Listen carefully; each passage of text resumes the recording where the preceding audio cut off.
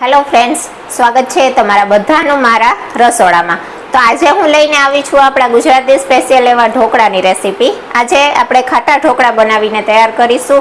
જેવા ખાટા ઢોકળા બહાર મળે છે એવા જ ખાટા ઢોકળા ઘરે જ આસાનીથી બનીને તૈયાર થઈ જાય છે। ઘણા બધા ઢોકળા એક સાથે બની જાય છે। તો ચાલો મારી રેસીપી હું તમારી સાથે શેર કરીશ, પરંતુ તેની પહેલા મારી ચેનલ રીનાની રસોઈને હજી સુધીમાં સબસ્ક્રાઇબ ન કરી હોય તો જરૂરથી સબસ્ક્રાઇબ કરી લેજો। તો ચાલો રેસીપી બનાવવું આપણે સ્ટાર્ટ કરશું। સૌપ્રથમ ઢોકળાનો લોટ તૈયાર કરવા માટે 2 ભાગના ચોખા એટલે કે 2 વાટકો ચોખા હોય તો 1 વાટકો ચણાની દાળ લેવાની છે, મુઠ્ઠી જુવાર લેવાની છે, ત્રણેય વસ્તુ મિક્સ કરી અને દળી લેવાનું છે। ઢોકળાનો લોટ બનીને તૈયાર થઈ જશે। જો આવી રીતના તમે દળાવી લેશો એટલે ઢોકળાનો લોટ છે એ બનીને તૈયાર થઈ જશે। આ મેં ઘંટીએ દળાવેલો છે। હવે આપણે આનો આથો નાખવાનો છે, તો તેના માટે આપણે છાશ લેવાની છે। બને ત્યાં સુધી ખાટી છાશનો ઉપયોગ કરવાનો, જેથી આથો છે તે સારો આવે। જરૂર પ્રમાણે આપણે આમાં છાશ ઉમેરતું જવાનું છે, મિક્સ કરતું જવાનું છે પ્રોપર રીતના। આ રીતે આપણે પ્રોપર મિક્સ કરી દેવાનું। છાશ છે આમાં વધારે પડતી જ જોશે।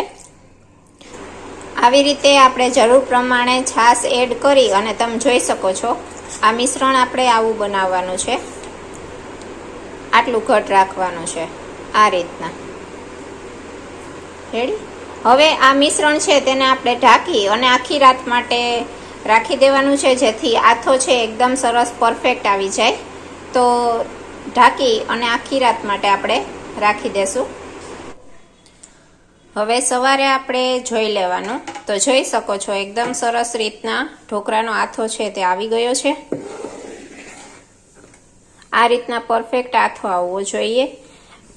આ રીતના તમે જોઈ શકો છો એકદમ સરસ આથો આવી ગયો છે ઢોકળાનો।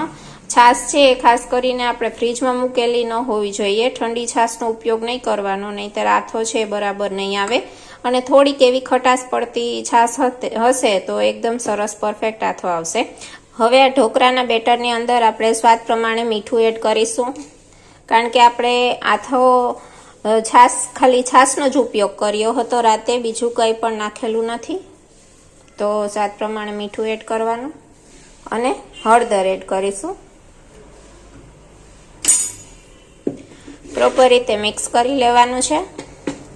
બસ આપણે ખાલી મીઠું અને હળદરનો જ ઉપયોગ કરીએ છીએ, બીજું કાંઈ પણ આમાં એડ નહીં કરીએ। તમારે જો મકાઈના દાણા એડ કરવા હોય તો એડ કરી શકો છો, અથવા તો ચણાની દાળ પલાળીને એડ કરવી હોય એ પણ એડ કરી શકાય છે। જો તમને પસંદ હોય તો તમે એડ કરી શકો છો। ઘણા લોકો આદુ મરચાં અને લસણની પેસ્ટ બનાવી અને એ પણ એડ કરતા હોય છે। જેની ચોઈસ પ્રમાણે તમે આમાં કોઈ પણ ઇન્ગ્રીડિયન્ટ્સ એડ કરી શકો છો। હું અત્યારે એમને સિમ્પલ ઢોકળા બનાવીને તૈયાર કરીશ। આ રીતે પ્રોપર બધું મિક્સ થઈ ગયું છે, તો હવે બેટર છે તે આપણે પ્લેટમાં પાથરી લેશું ઢોકળાની। આ રીતે આપણે ઢોકળિયાની જે પ્લેટ આવે છે ઢોકળા માટેની તે લઈ લેશું। તેલ એડ કરી અને તેને તેલથી ગ્રીસ કરીશું। આ રીતના તેલ લગાવી દેવાનું છે પ્લેટમાં, અને હવે ઢોકળાનું બેટર છે તે આપણે પ્લેટમાં પાથરી દેશું।